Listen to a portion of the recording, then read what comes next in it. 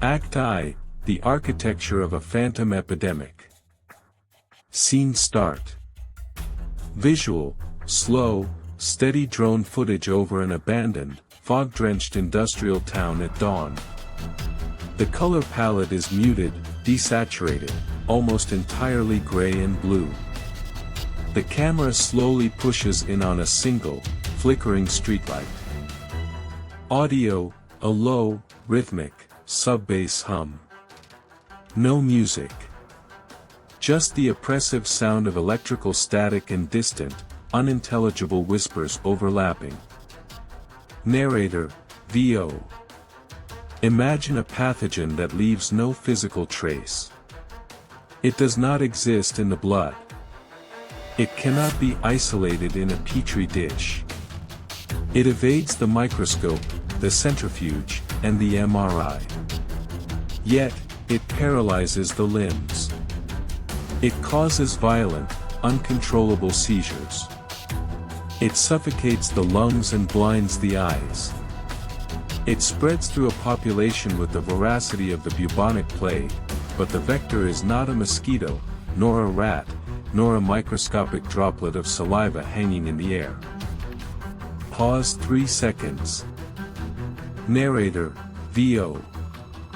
The vector is an idea. The vector is observation. The vector is the human mind itself. Visual, quick cut to a rapid montage of classified medical documents, blacked out redacted text, old grainy black and white footage of psychiatric wards, and finally, a striking image of a human brain scan where the amygdala glows a violent, aggressive red. Narrator, VO. Welcome to the Dark Psychology Factory. Today, we are opening the files on a phenomenon so unsettling, medical science has spent centuries trying to rebrand it, dismiss it, or bury it entirely. We are examining mass psychogenic illness. MPI. Historically, it was dismissed as mass hysteria, a derogatory term used to wave away the terrifying reality of what is actually happening. Visual, the title card appears, sleek, metallic, and sharp. File 30, Mass Psychogenic Illness. The Phantom Contagion. Narrator, VO. We are going to move far beyond the superficial, dismissive explanations of the past. Today, we dissect the neurological architecture of how the brain can weaponize the body against itself, and how it can transmit that self-destruction to the people around you. From the muddy, blood-soaked streets of 16th century Europe to the sterile, algorithm-driven halls of modern digital echo chambers, we will examine the cold, hard mechanics of how belief becomes biology. The further down we go into this iceberg, the darker the reality becomes. Your mind is not an impenetrable fortress. It is a highly porous receiver, waiting for the right frequency to initiate its own collapse. Pause 2 seconds. Visual, a 3D wireframe model of the human brain spinning slowly on a black background. Specific areas, the anterior cingulate cortex and the amygdala, pulse with harsh white light. Narrator, VO. To understand a phantom contagion, we must first understand the clinical mechanics of a psychological hijack. The human brain is essentially a predictive engine.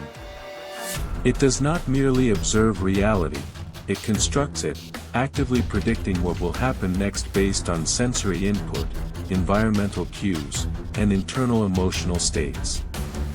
When a severe psychological stressor is introduced, be it extreme poverty, strict religious oppression, fear of a toxic chemical leak, or the crushing weight of modern social isolation, the brain's predictive engine begins to malfunction. Visual, a close-up of a human eye darting back and forth in panic. The reflection in the iris shows a crowded, chaotic room. Narrator, VO. In clinical terms, This begins as conversion disorder.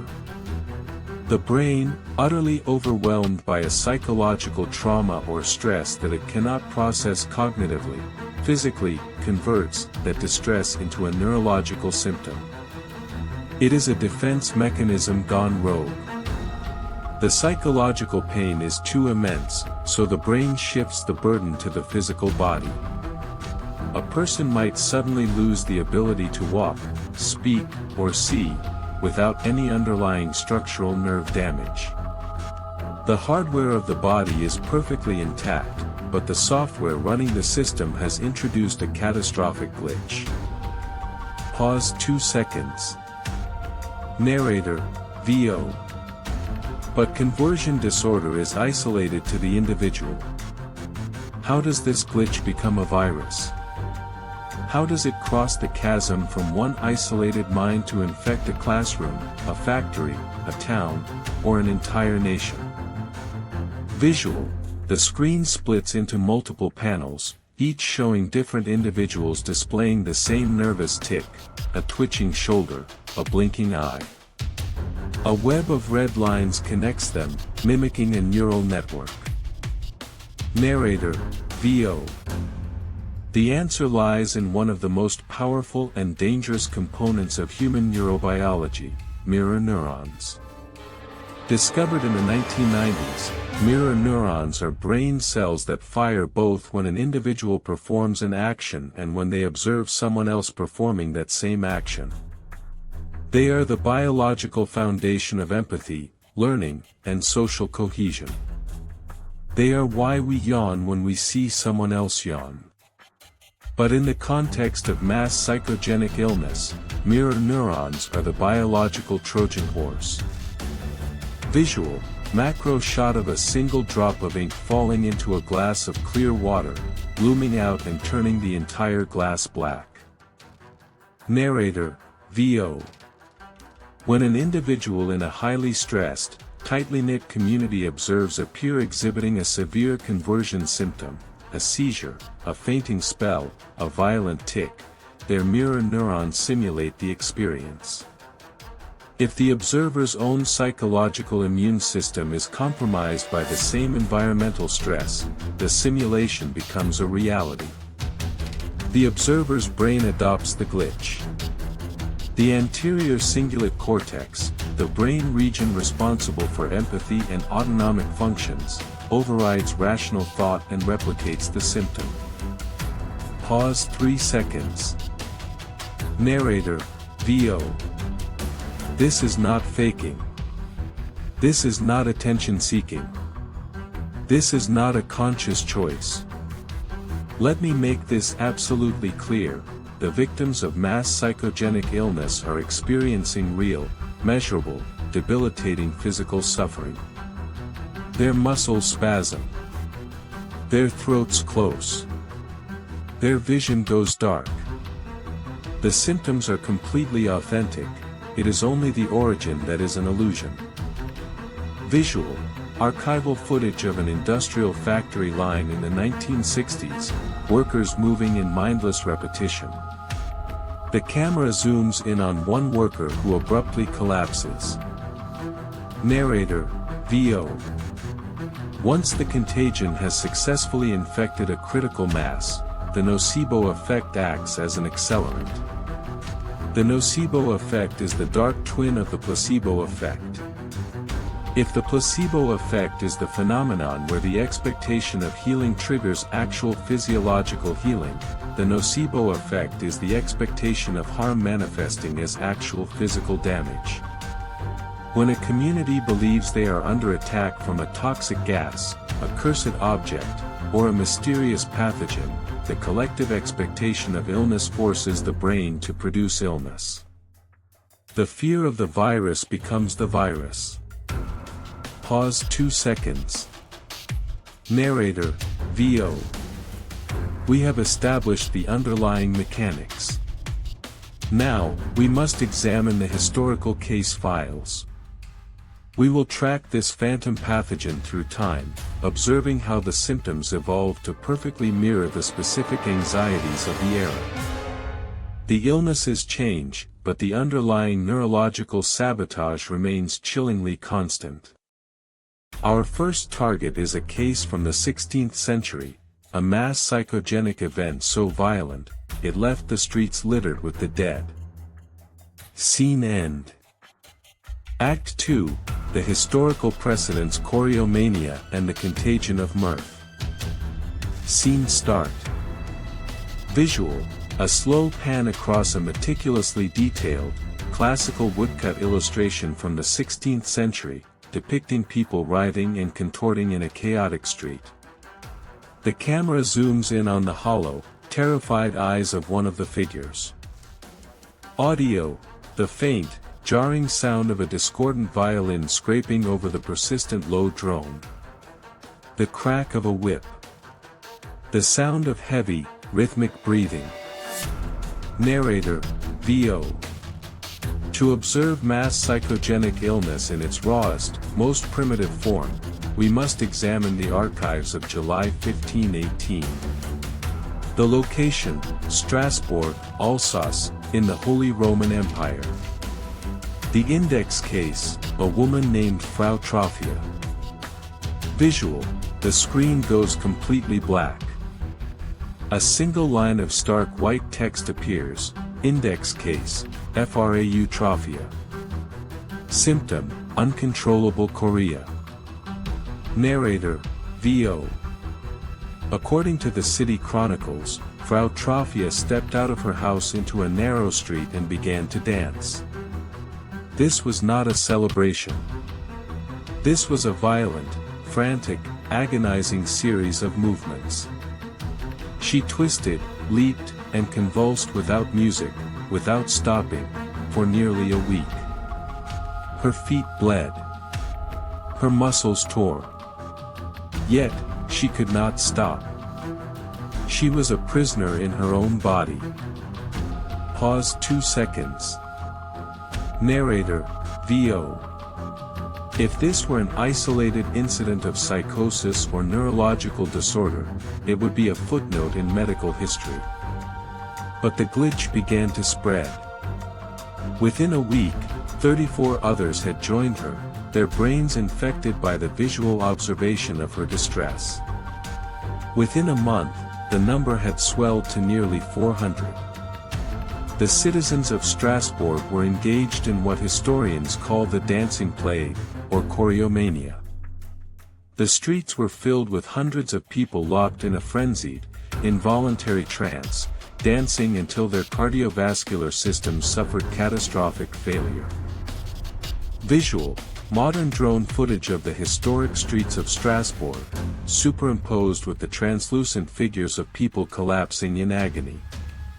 A medical diagram of a heart experiencing myocardial infarction flashes briefly on screen. Narrator, VO. Dozens died. They died from strokes, from heart attacks, from pure physical exhaustion. The local authorities, completely unequipped to handle a psychological pathogen, misdiagnosed the phenomenon. Believing it to be a curse of hot blood, their proposed cure was forcing the afflicted to dance more, hoping they would sweat out the malady. They hired musicians and constructed wooden stages, inadvertently creating the perfect environmental conditions for the contagion to accelerate. The music provided a rhythm for the chaos. The stages provided maximum visibility. The authorities weaponized the mirror neurons of the entire city. Pause 3 seconds. Narrator, VO. To understand why Strasbourg fell victim to this, we must examine the environmental incubator.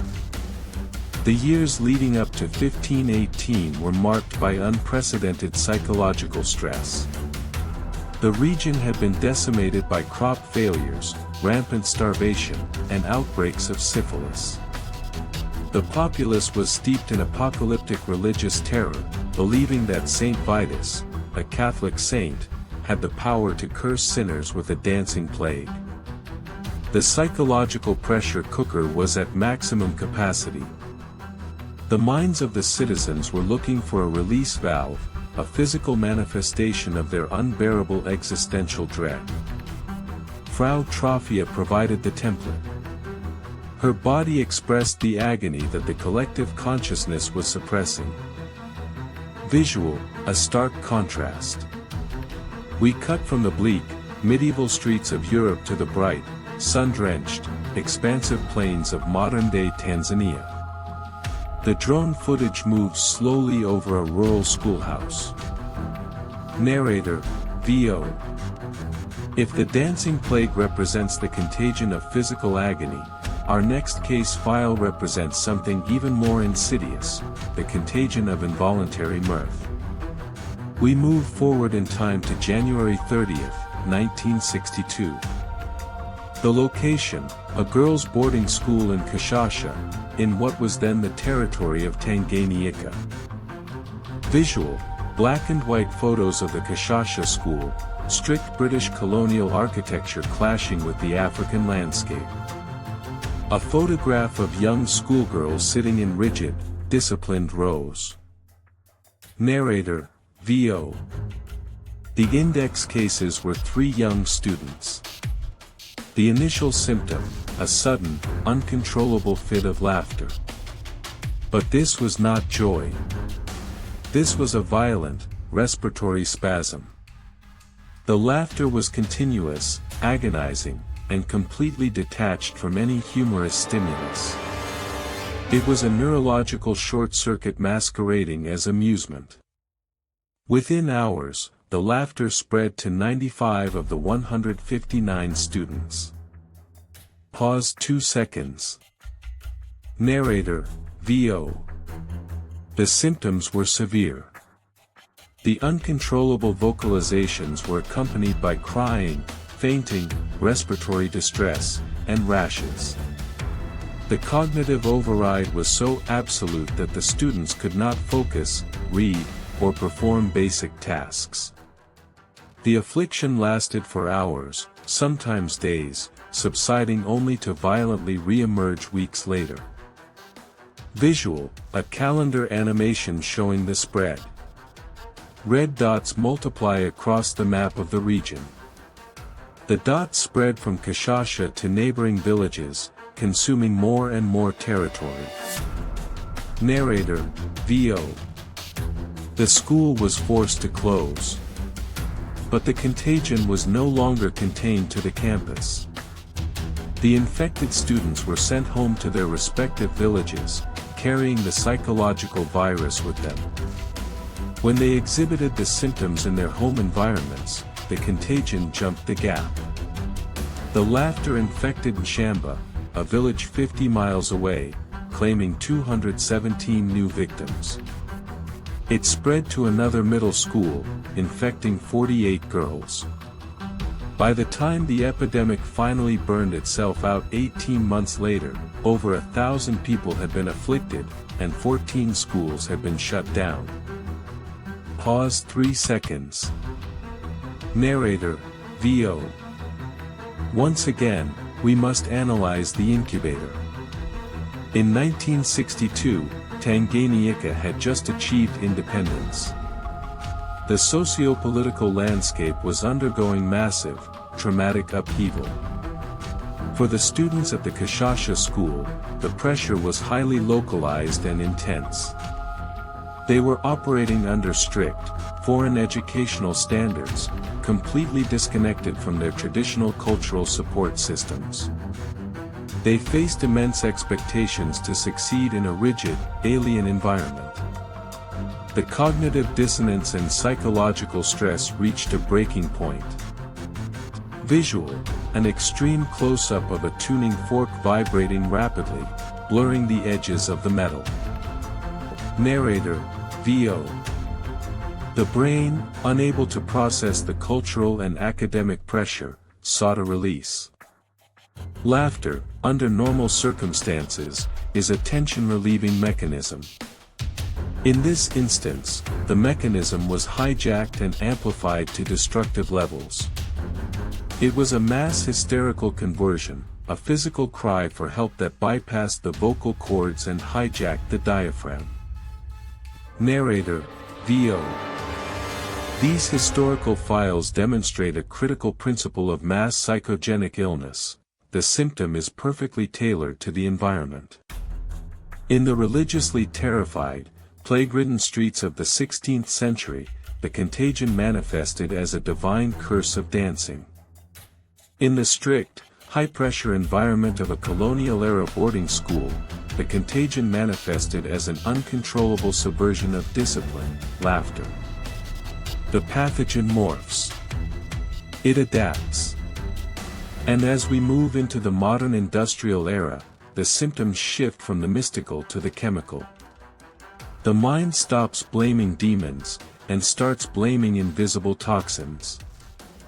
Scene end. Act 3, the industrial pathogen toxins, bugs, and invisible weapons. Scene start. Visual, slow, tracking shot down the aisle of a massive, mid-20th century textile factory. Rows of heavy, archaic machinery sit dormant. Dust motes float in the shafts of harsh fluorescent light. Audio, the rhythmic, deafening clatter of industrial looms, slowly fading into a sharp, high-pitched electronic ringing, tinnitus. Narrator, VO. As humanity evolved, so did the architecture of our anxieties. We moved out of the agrarian villages and into the sterile, mechanical confines of the Industrial Revolution. The demons and curses of the 16th century were replaced by a new, modern terror: the invisible chemical, the undetected toxin, the systemic failure of the environment around us. Mass psychogenic illness adapted flawlessly to this new psychological landscape. The brain no longer manifested symptoms of divine punishment, it began to manifest the symptoms of acute biological poisoning. Visual, a classified document stamped, Department of Health June 1962, appears on screen. The text is partially redacted, highlighting the words, nausea, vertigo, and unknown insect. Narrator, VO. We turn our attention to the June bug epidemic of 1962. The location, a massive textile factory in a rural town in the United States. The workforce consisted primarily of women, engaged in highly repetitive, physically exhausting, and monotonously mind-numbing labor. The environmental incubator was primed: long hours, low pay, high stress, and a strict, authoritarian management structure. The workers were trapped in a cycle of physiological and psychological exhaustion. Pause 2 seconds. Narrator, VO. In June of that year, a rumor began to circulate through the factory floor. A subtle whisper over the roar of the looms. A shipment of fabric from England had arrived, and with it, a supposed stowaway, a mysterious, highly toxic insect. There was no entomological evidence. No bug was ever captured, photographed, or analyzed by a laboratory. The insect existed entirely in the collective imagination of the workforce. It was a phantom. Visual, macro photography of a needle repeatedly puncturing fabric. The rhythm becomes faster, more frantic, until the needle snaps. Narrator, VO. The contagion began with a single index case. A female worker reported feeling a sharp bite on her skin. Within minutes, she exhibited catastrophic physical symptoms: severe nausea, debilitating vertigo, full-body rashes, and intense muscular weakness. She was rushed to the hospital. The visual observation of her collapse detonated the psychological payload across the factory floor. Narrator, VO. Over the next few days, the contagion spread with terrifying speed. Dozens of workers reported being bitten by the invisible insect. They collapsed at their stations. Ambulances lined up outside the factory gates. Panic consumed the town. The factory was shut down. The Centers for Disease Control and entomological experts descended upon the facility. They fumigated the building. They tested the air. They tore the fabric shipments apart looking for the biological culprit. Visual, black and white footage of men in early hazmat suits spraying chemical fog into an empty warehouse. The fog obscures the camera lens. Narrator, VO. The official findings. Nothing. There was no bug. There was no toxin in the fabric. The air was clean. Medical examinations of the afflicted workers revealed no puncture wounds, no venom, and no biological markers of poisoning. The symptoms, the nausea, the vertigo, the very real skin rashes, were entirely generated by the brain's massive, coordinated stress response. The workers had been bitten not by an insect, but by a collective belief. The rumor had triggered a cascade of autonomic nervous system failures. The factory was an echo chamber of anxiety, and the phantom bug was simply the psychological focal point required to trigger the physical collapse. Pause 3 seconds. Narrator, VO. The June bug epidemic provides the clinical blueprint for the industrial-era contagion. The formula is consistent: an ambiguous environmental threat, a high-stress enclosed community, and an index case that validates the collective fear. This formula allows us to examine one of the most highly classified, geopolitically volatile medical mysteries of the 21st century. We are going to analyze Havana Syndrome. Visual, a montage of highly classified CIA documents, satellite imagery of the U.S. Embassy in Havana, Cuba, and thermal imaging of a human skull. The color palette shifts to stark, militaristic greens and blacks. Narrator, VO. In late 2016, CIA officers and State Department personnel stationed at the U.S. Embassy in Havana began reporting a terrifying array of neurological symptoms. It started with the perception of a strange, localized, high-frequency sound, often described as a grating noise or the chirping of cicadas, but intensely directional. Following this auditory trigger, the victims experienced severe cognitive impairment, vertigo, agonizing headaches, insomnia, and acute spatial disorientation. Some required immediate medical evacuation. Visual, an animated graphic showing invisible sound waves penetrating the walls of a hotel room, striking a sleeping figure. Narrator, VO. The intelligence community immediately suspected a hostile act. The prevailing theory was a targeted attack using a highly advanced, classified acoustic or directed microwave energy weapon, operated by foreign intelligence operatives. The concept was terrifying, an invisible beam of radiation cooking the brains of American diplomats from a distance. The media amplified the terror. The diplomatic fallout was massive. The narrative of the sonic weapon became entrenched in the global consciousness. Pause 2 seconds. Narrator, VO. However, we must apply the cold, detached lens of neurological science to this phenomenon. Over the next several years, Havana Syndrome spread. It was no longer confined to Cuba. Reports emerged from diplomats and intelligence officers in China, Russia, Austria, and even on the grounds of the White House in Washington, D.C.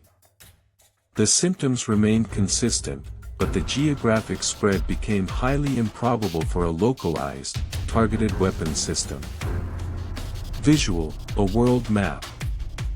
Red impact zones appear in Havana, then Beijing, then Vienna, then Washington, D.C. The lines connecting them are not flight paths, but webs of data. Narrator, VO.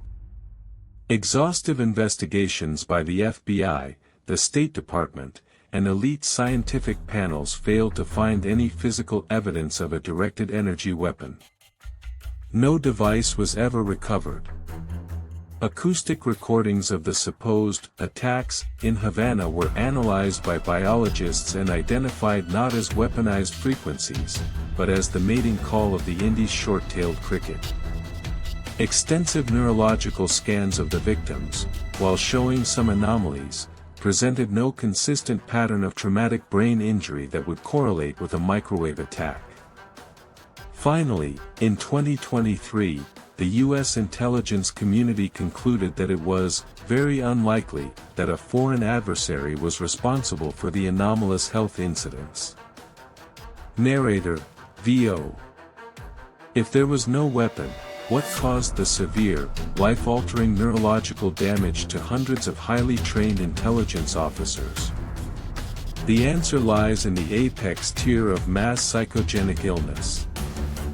Visual, a close-up of a lie detector machine, holograph, needle violently scribbling ink across the paper.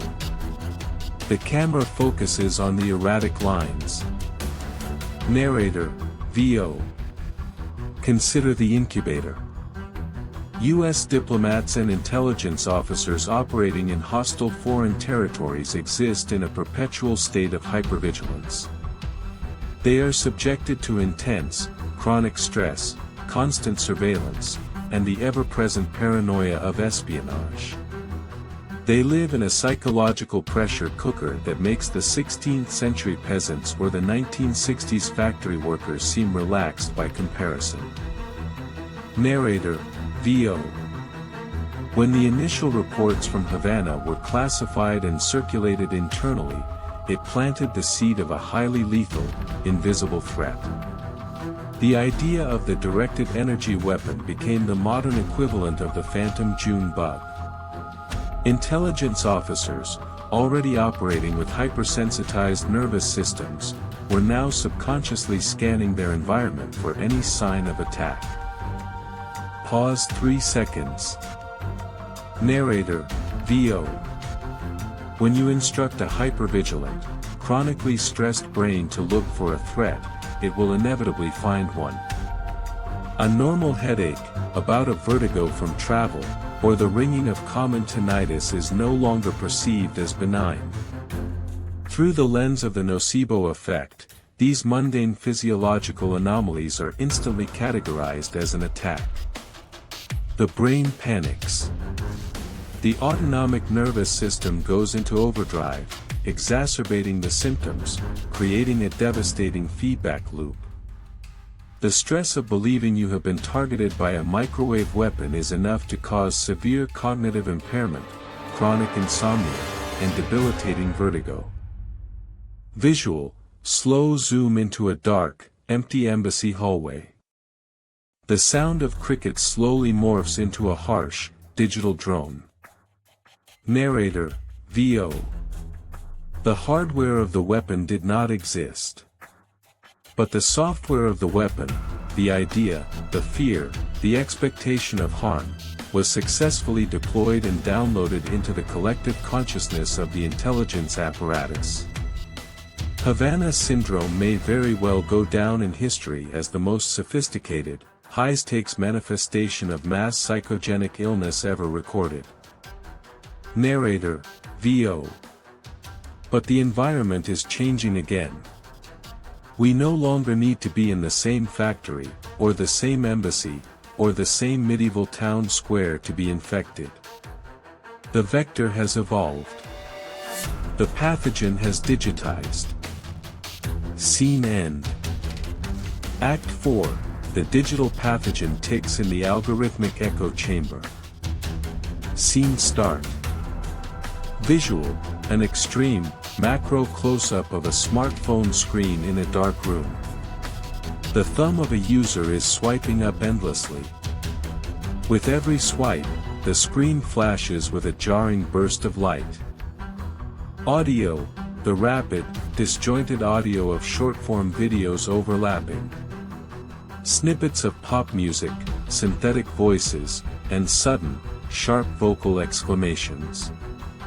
The sound design is chaotic, sensory overloading.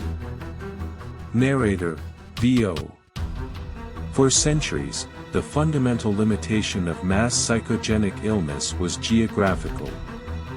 The phantom contagion required proximity. You had to be in the same town square to catch the dancing plague. You had to be in the same factory to fear the June bug. The mirror neurons required direct, physical lineopsych to simulate the trauma of another human being. Pause 2 seconds. Narrator, VO. That limitation has been permanently removed. We have constructed a global infrastructure of instantaneous visual transmission. We have wired the mirror neurons of billions of people into a single, centralized algorithmic network. The digital age has not eradicated mass psychogenic illness, it has weaponized its delivery system. Visual, the smartphone screen multiplies. One screen becomes 10, 10 becomes 100, 100 becomes a massive, glowing grid of screens stretching into infinity. Every screen is playing a different short-form video. Narrator, VO. To understand the apex of this digital contagion, we must examine the events of 2020 and 2021. As a global pandemic forced the world into physical isolation, a massive demographic of teenagers retreated entirely into the digital space, specifically to platforms optimized for short, highly engaging, algorithmically curated video loops. The environmental incubator was flawlessly calibrated, unprecedented global anxiety, extreme social isolation, disrupted developmental milestones, and a continuous stream of hyperstimulating digital content. Visual, a montage of generic, anonymized social media videos. Teenage creators are speaking to the camera. Suddenly, they exhibit violent, percussive physical movements, neck jerking, shoulder shrugging, slapping their chests, and blurting out random, often profane words. Narrator, VO. Medical clinics across the United States, Canada, the United Kingdom, and Australia began reporting a staggering anomaly. Pediatric neurologists were overwhelmed by a massive influx of teenage girls presenting with explosive, highly complex tic-like behaviors.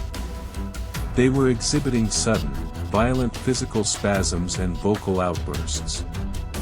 At first glance, it appeared to be a catastrophic, global spike in Tourette syndrome. Pause 3 seconds. Narrator, VO. But clinical analysis revealed critical discrepancies. Tourette syndrome is a deeply rooted neurological disorder. It typically manifests in early childhood, affects primarily males, and presents with a gradual onset of relatively simple motor tics, like eye blinking or throat clearing. These new patients were entirely different. They were predominantly adolescent females. The onset was incredibly sudden, almost overnight. And their tics were highly complex, often involving elaborate physical gestures or specific, repetitive phrases. Visual, a side-by-side comparison. On the left, a clinical medical diagram of a brain with Tourette syndrome. On the right, a network map showing a social media algorithm aggressively pushing specific video content to isolated nodes. Narrator, VO. When neurologists began taking detailed case histories, they discovered the vector. It was not a genetic mutation. It was not a localized environmental toxin. The vector was the algorithm.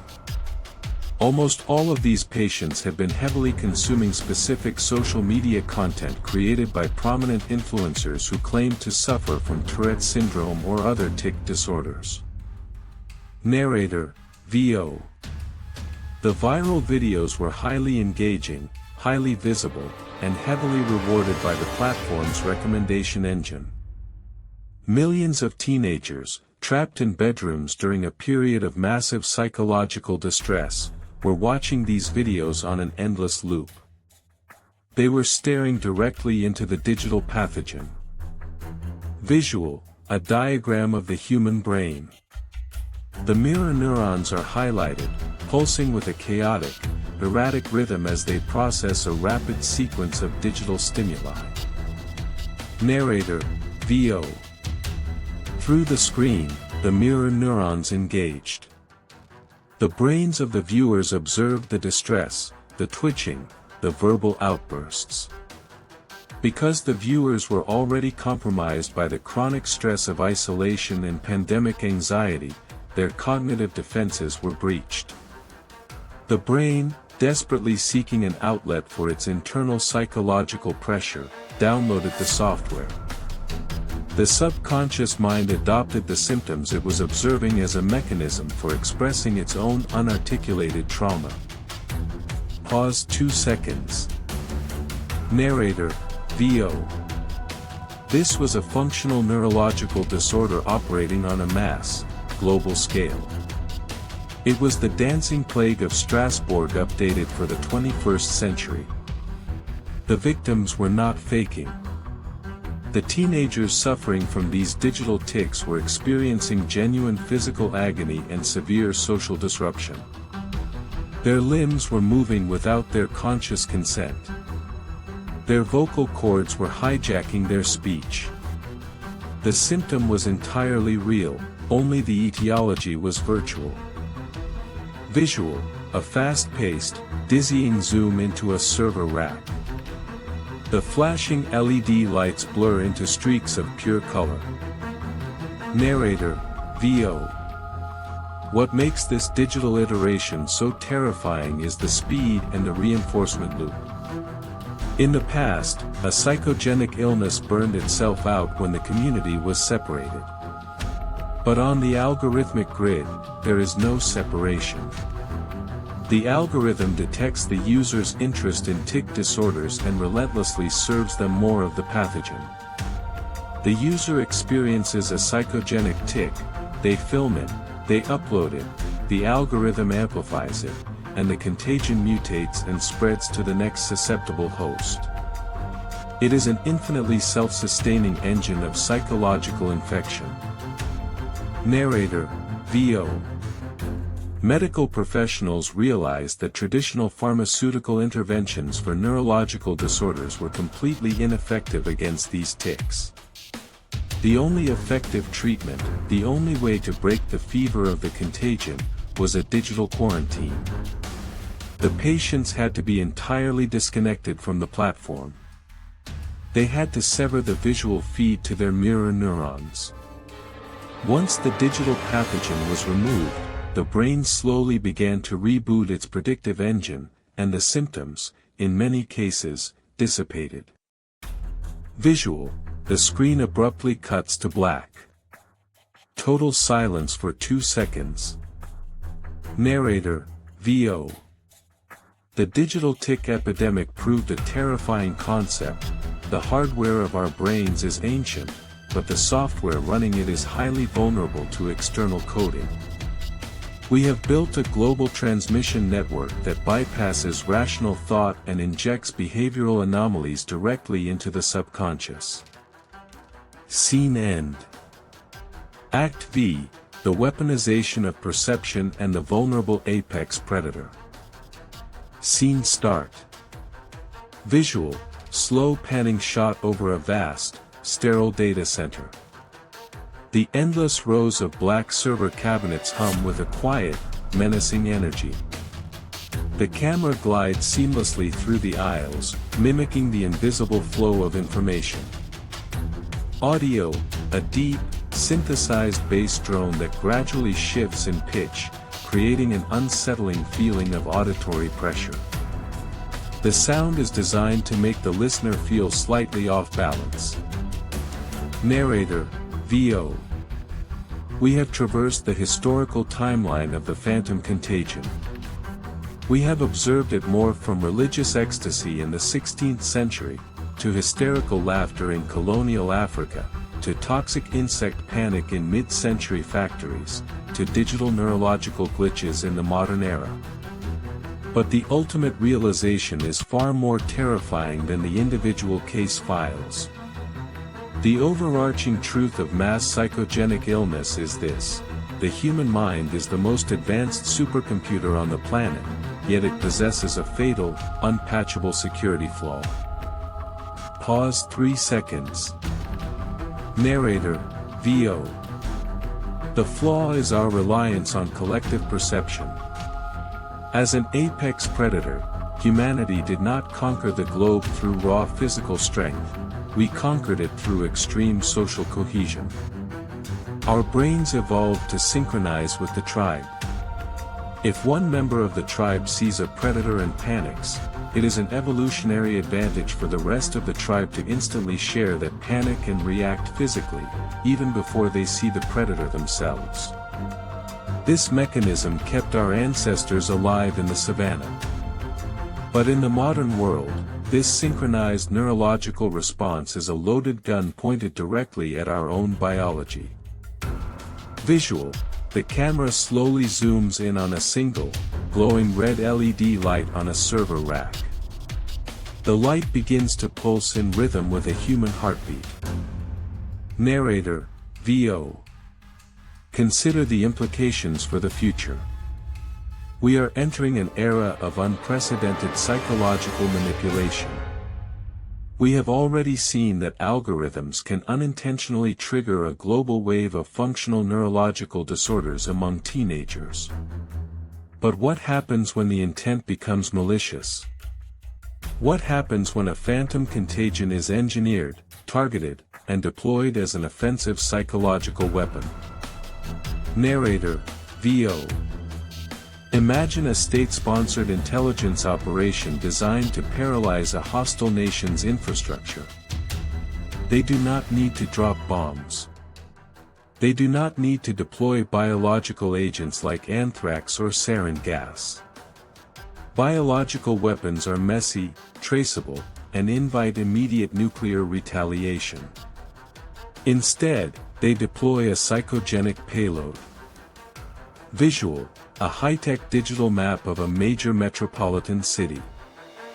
Red infection zones begin to bloom, but the graphics indicate data transmission, not a biological virus.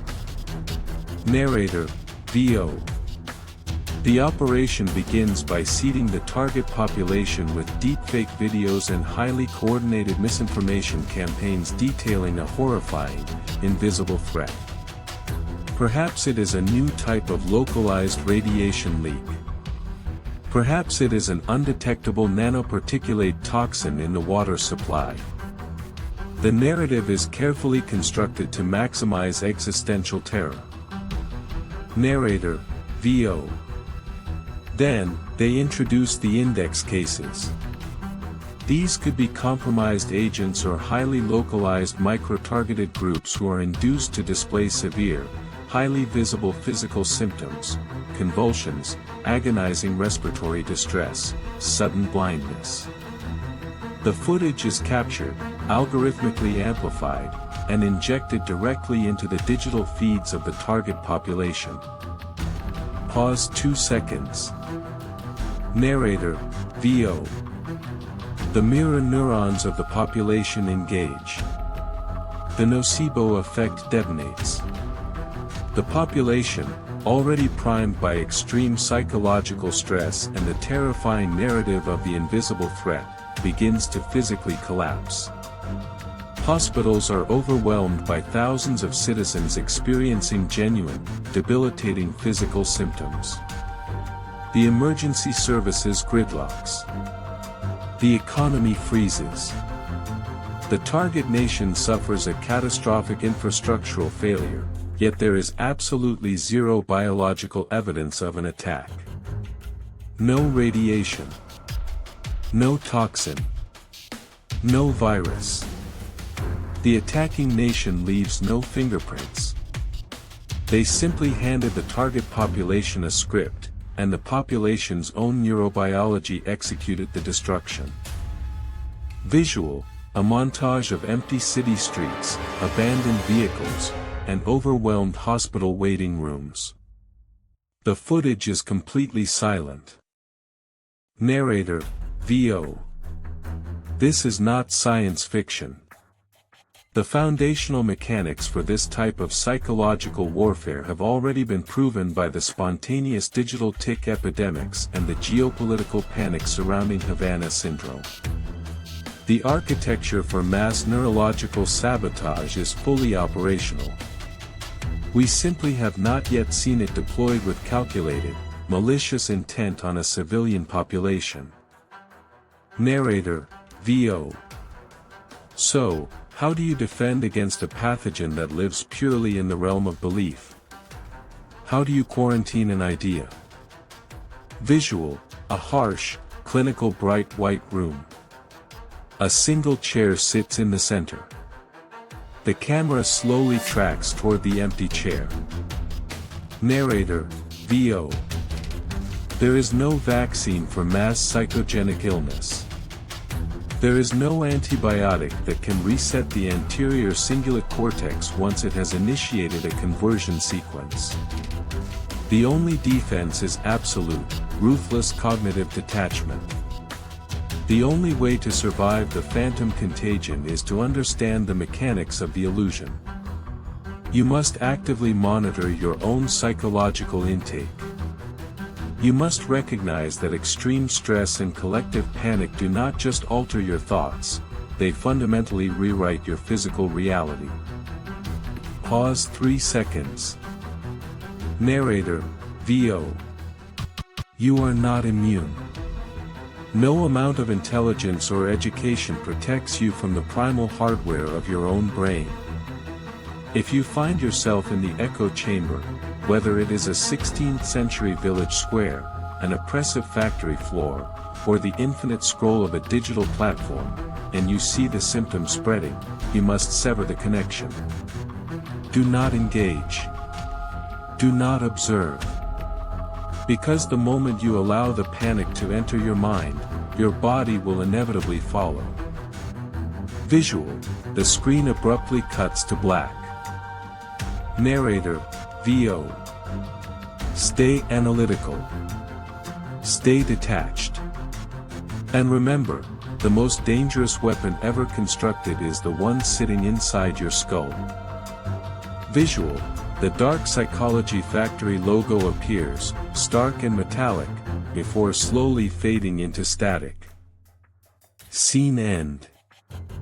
Dark Psychology Factory, Image Generation Prompts, 1015. To be used by the production team for AI Midjourney/doll generation to visualize the script. Prompt 01, The Phantom Contagion Cold Open. Prompt, a highly realistic, cinematic macro shot of an empty, sterile petri dish under extreme studio lighting. Inside the dish, there is no biological matter, only a faint, glowing, ethereally blue shape of a human brain made of static electricity and data streams. Cold, detached atmosphere, deep shadows, 8K resolution, photorealistic. Prompt 02, The Brain Hijack. Prompt, a dark, moody 3D medical render of a human brain in profile. The amygdala and anterior cingulate cortex are glowing with an aggressive, neon red light, while the rest of the brain is a cold, dead blue. Intricate glowing neural pathways, cyberpunk aesthetic, clinical and terrifying, high detail. Prompt 03, The Dancing Plague of 1518. Prompt, a bleak, hyperrealistic historical depiction of a muddy 16th century street in Strasbourg. Hundreds of emaciated peasants are locked in a violent, chaotic dance, their faces contorted in pure agony and terror, not joy. Rain is falling, the sky is an oppressive gray. In the foreground, a woman's feet are bleeding on the cobblestones. Cinematic lighting, dramatic shadows, terrifying realism. Prompt 04, the Tanganyika laughter epidemic. Prompt, a stark black and white photograph-style image of a 1960s British colonial schoolhouse in Africa. A group of schoolgirls in strict uniforms are sitting at desks, but their bodies are violently contorted in fits of agonizing, painful laughter. Their eyes are wide with terror, tears streaming down their faces. High contrast, unsettling documentary style. Prompt 05, the factory floor tension. Prompt, a sprawling, oppressive 1960s textile factory floor. Rows of heavy, dark metal machinery stretch into the distance. The lighting is harsh, flickering fluorescent green. In the center, a female worker has collapsed, clutching her throat in panic, while the workers around her stare in sheer terror, their faces reflecting the contagion of fear. Cinematic, highly detailed, claustrophobic atmosphere. Prompt 06, the June bug phantom. Prompt, an extreme macro photograph of a piece of woven textile fabric. Bursting from the threads is not a real insect, but a terrifying, shadowy silhouette of a bug made entirely of dark smoke and distorted static. Paranoia conceptual art, unsettling, hyper-detailed texture, depth of field. Prompt 07, Havana Syndrome invisible attack. Prompt, a sleek, modern hotel room in Havana at night, bathed in cold, unnatural blue light. An invisible, rippling wave of distorted air, like heat shimmer, but aggressive and jagged, is blasting through the window towards the bed. The atmosphere is tense, classified intelligence aesthetic, highly realistic. Prompt 08, the polygraph panic. Prompt, extreme close-up of a lie detector, polygraph, machine. The mechanical needle is violently scribbling erratic, jagged black ink lines across the grid paper, tearing the paper in its frenzy. The lighting is stark and interrogated, with harsh shadows, symbolizing psychological collapse. Prompt 09, the digital vector. Prompt, a terrifying conceptual image of a massive grid of glowing smartphone screens floating in a pitch-black void. Every screen shows a different distorted, screaming human face. A web of glowing, infected red data lines connects the screens like a neural network. Cyber horror, high-tech paranoia, 8K. Prompt 10, the algorithm hijack. Prompt, a hyperrealistic image of an isolated teenager sitting in a dark bedroom illuminated entirely by the cold, harsh light of a smartphone screen. The teenager's shadow on the wall behind them is heavily distorted, twitching violently and splitting into multiple fractal patterns. Deep psychological horror, modern digital isolation. Prompt 11, the mirror neuron infection. Prompt, two human faces staring perfectly at each other in profile, rendered as translucent glass statues. Between them, a chaotic storm of red glowing energy is transferring from one head to the other, specifically targeting the center of the brain. Medical sci-fi aesthetic, clinical but terrifying, high contrast. Prompt 12, the engineered contagion. Prompt, a top-secret military war room with massive glowing digital maps of the world. Instead of nuclear launch trajectories, the map shows sweeping arcs of psychological infection zones spreading over continents in bright, toxic neon green. Silhouette figures in suits stand watching in the foreground. cold, calculated geopolitical horror. Prompt 13, the infrastructural collapse. Prompt, a hyperrealistic drone shot looking down at a modern, advanced city intersection. The streets are completely gridlocked with abandoned cars. There is no fire, no explosion, and no visible damage, but the city is dead. A haunting, silent apocalypse caused by the mind. Desaturated color palette, eerie stillness. Prompt 14, the clinical quarantine. Prompt, a perfectly white, sterile, unnervingly clean isolation room. In the very center sits a single, minimalist metal chair. Above it, a harsh, clinical surgical light shines down. The room feels incredibly oppressive despite being empty. Psychological thriller aesthetic, high definition. Prompt 15, the ultimate weapon. Prompt, an X-ray style image of a human skull against a black background. Inside the skull, instead of a brain, there is a complex, glowing, highly advanced mechanical labyrinth of ticking gears and digital circuits, pulsing with a dangerous red light. Conceptual art representing the mind as a weaponized machine. End of document.